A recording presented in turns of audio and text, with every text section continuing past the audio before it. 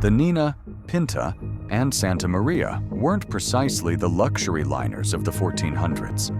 How did these tiny, creaky boats carry Columbus across an unknown ocean? What made them special, or not so special?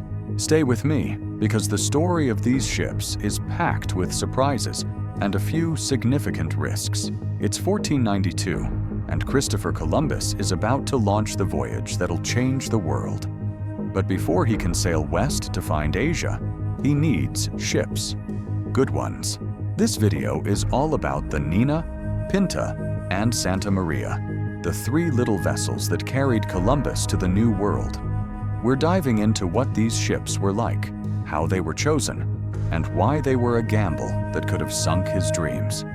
Columbus needs ships that can cross an ocean no one's crossed before, with a crew that's already nervous about sailing into the unknown. He's got no budget for fancy ships, and time's running out. How does he pull it off with three small boats that aren't even built for this kind of trip? Let's find out. Columbus is in Spain, finally getting the green light from King Ferdinand and Queen Isabella. They've agreed to fund his voyage, but they're not handing him a blank check. He's got to work with what's available in a small port town called Palos. That's where the Nina, Pinta, and Santa Maria come in. These aren't warships or big merchant vessels. They're working-class boats, built for coastal trade, not epic ocean journeys. Let's start with the Santa Maria, the biggest of the three. It's Columbus's flagship, about 70 feet long, with a wide, rounded hull. Picture a clunky wooden tub with 3 masts and square sails. It's a carrack, a type of ship suitable for carrying cargo, but not exactly fast or nimble.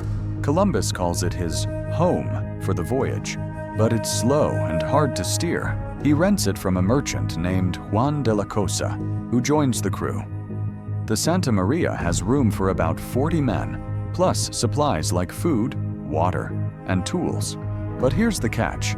It's not built for long ocean trips. It's more like a delivery truck than a race car. Next up is the Pinta, a caravel, a smaller, faster ship, about 50 feet long. Caravels are the sports cars of the 1400s, with triangular sails that let them sail against the wind.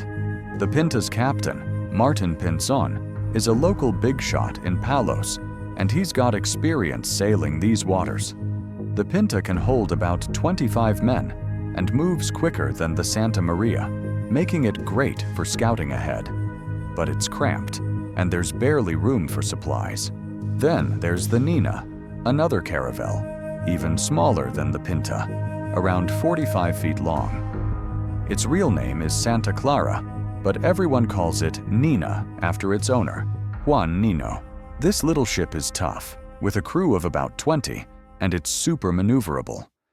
Like the Pinta, it's got those triangular sails, which are a game changer for navigating tricky winds. The Nina ends up being Columbus's favorite, but we'll get to that later.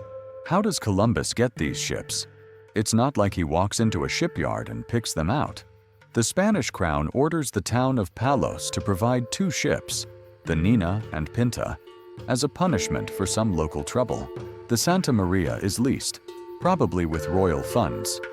Columbus doesn't own any of them, and he's working with what he can get.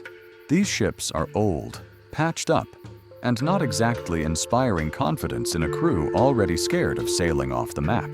Let's talk about what these ships are carrying. Food is basic. Hard biscuits, salted meat, dried fish, and beans. Water is stored in barrels, but it doesn't last long. There's no GPS, no radios, just compasses, astrolabes for checking the stars, and hourglasses to track time. The crew sleeps on deck, under the stars, with no privacy and no showers. Imagine the smell after weeks at sea.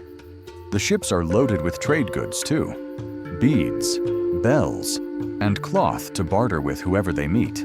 Columbus is banking on finding Asia, so he's got gifts for the great Khan he expects to meet. The big risk? These ships aren't ready for the open ocean. The Santa Maria is too slow and heavy. The Nina and Pinta are fast but tiny, with limited space for supplies. If they hit a big storm or run out of food, it's game over. Plus, the crew, about 90 men total, is a mix of sailors, merchants, and a few criminals promised pardons. They're not all thrilled to follow Columbus into the unknown. August 3rd, 1492. The ships are ready. Anchored in Palos, Columbus stands on the Santa Maria, looking west, knowing this is his shot.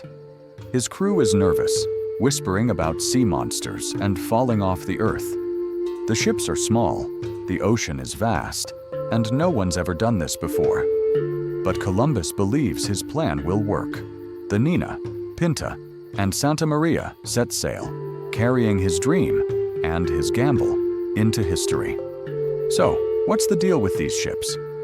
The Nina, Pinta, and Santa Maria were ordinary boats turned extraordinary by Columbus's ambition. They weren't perfect, but they were enough to cross an ocean and change the world. Their story shows how history isn't always about the best tools. It's about making do with what you've got. Thanks for watching. And don't forget to like, subscribe, and share my video with others.